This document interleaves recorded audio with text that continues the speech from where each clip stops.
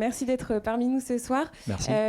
Du coup, première question, est-ce que vous pourriez nous décrire un peu l'actualité, le contexte économique de la Bretagne ? Oh là, le contexte économique, vous le connaissez pour la plupart d'entre vous. Déjà, bonsoir, pardon, à toutes et à tous. Enchanté d'être là ce soir.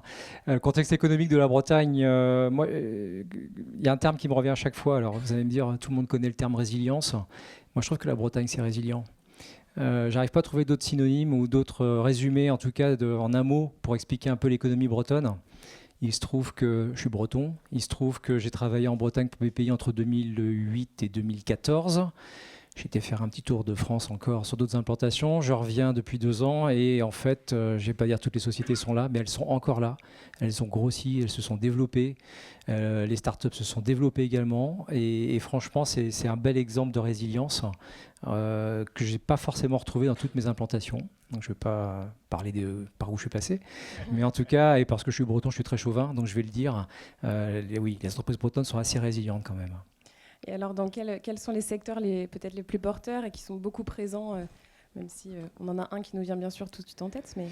On va commencer par l'agro. L'agroalimentaire, bien sûr, parce qu'on a cette chance, c'est qu'on mange tous, 3 fois par jour minimum. Donc c'est vrai que tant qu'on a cette économie derrière nous, ça nous permet d'avancer. Et on a des belles réussites. Avec en plus des entreprises que je côtoie, que les équipes de BPI France côtoient, de la TPE jusqu'à la très grosse coopérative. Et on a des poids lourds en Bretagne, donc c'est vrai que ça permet de drainer justement derrière toute l'économie bretonne. Hein. Après, les autres secteurs, il ne faut pas les oublier. On a toute la partie, la filière maritime, l'économie de la mer. Il y en a partout, ça va du chantier naval, des pirieux ou autres, à l'agroalimentaire qu'on retrouve aussi, à des sous-traitants, l'instrumentation scientifique. On ne sait pas où ça commence, on ne sait pas où ça termine, mais franchement, quand vous voyez toute notre côte et tout le littoral et tout l'historique qu'on a, c'est une vraie industrie en tant que telle, qu'on a du mal à cerner, même nous. Hein, on essaie de l'approcher, de l'aborder avec des mesures d'accompagnement. C'est pas toujours facile, mais ça, c'est un secteur qui est assez fort, qui nous tire tous. Et puis toute la partie industrie mécanique, il n'y a pas que l'automobile, heureusement. Mais en effet, c'est les 3 secteurs qui me viennent en tout cas à l'esprit, en tout cas les entreprises que nous suivons aujourd'hui. Et il y a quelque chose qui est très fort en Bretagne, c'est la capacité d'innovation. On est sur un territoire qui est riche de start-up, qui est riche, on parle du numérique, mais il n'y a pas que ça. Là, je peux vous le dire aussi, pour en avoir vu d'autres régions. Et non seulement on a un écosystème qui est déjà extrêmement riche, on parlait des pôles de compétitivité tout à l'heure avec Pierre Veil, c'est vrai. Il y a d'autres pôles qui marchent très bien, on a des technopoles qui sont efficaces. Et si on n'avait pas ce territoire, ce terreau d'innovation, ça irait moins bien quand même. Ça marche. Et par rapport à du coup toutes les entreprises que vous voyez au quotidien et les secteurs que vous avez cités, quelles sont un peu les tendances que vous voyez se dégager en 2025 et comment est-ce que vous proposez de les accompagner? Quels sont vos dispositifs? On a un catalogue qui est comme ça.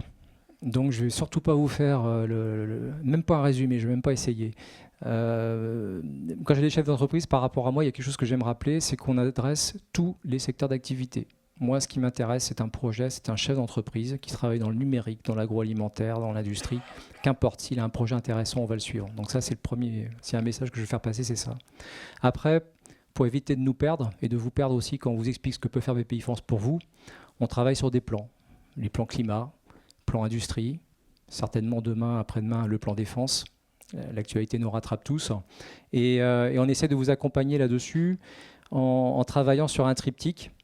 Le conseil, le financement, parce que c'est quand même au cœur de mon modèle, moi, BPI France, et la mise en réseau. On en parlait justement à travers Entreprises du futur, mais nous aussi, on apporte notre petite pierre à l'édifice en essayant que les pairs se parlent entre eux. Et donc, on essaie toujours d'apporter ces trois modules. On n'est pas là que pour faire du financement. On est là pour apporter aussi, aider les chefs d'entreprise dans leur réflexion à travers des modules de diagnostic, de conseils. Ce n'est pas BPI France qui le fait. On a sélectionné des experts, des professionnels qui peuvent accompagner les chefs d'entreprise dans leur réflexion.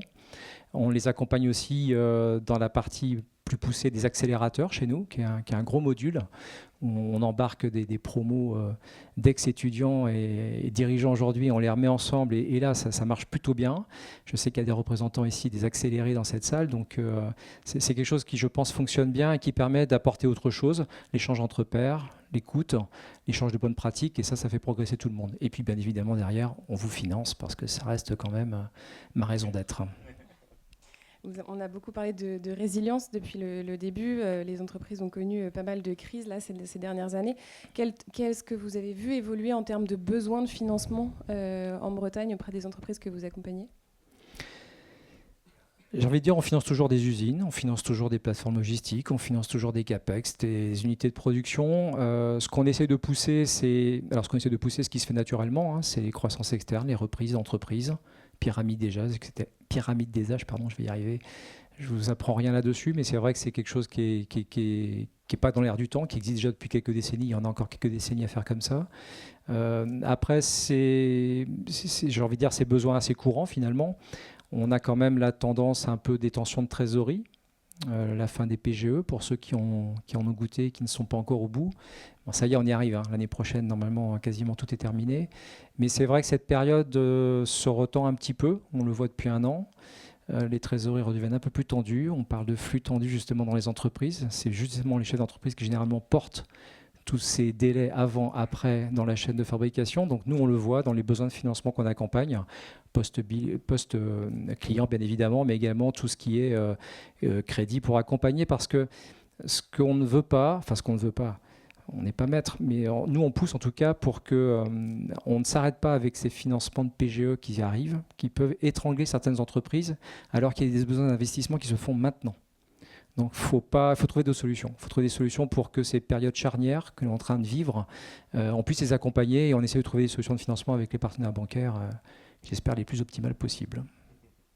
Et alors du coup, quelles sont les opportunités de croissance que vous voyez sur ce territoire pour les entreprises bretonnes ? Je sais qu'on avait aussi pas mal parlé de réindustrialisation quand on avait échangé. Peut-être dire un mot ?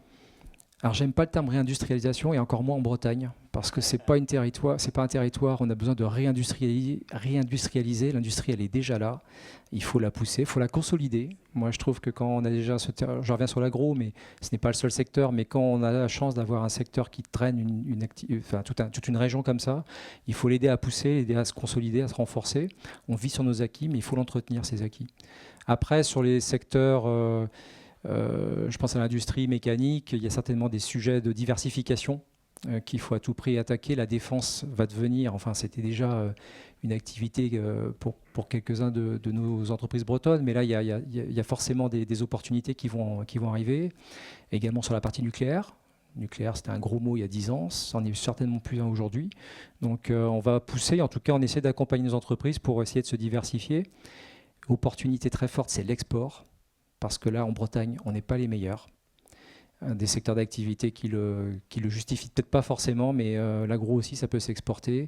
Les industries aussi, ça s'exporte. Et c'est vrai que ce n'est pas notre point fort en Bretagne. Pourtant, on a le terreau, on a ce qu'il faut. Donc là aussi, on essaye de pousser, en tout cas à notre niveau, notre maigre contribution, mais en tout cas, on essaie de pousser vers ces finalités-là. Et puis toujours avec optimisme. Le mot-clé de ces 2 jours, je crois. Merci beaucoup. Merci Tanguy, merci beaucoup.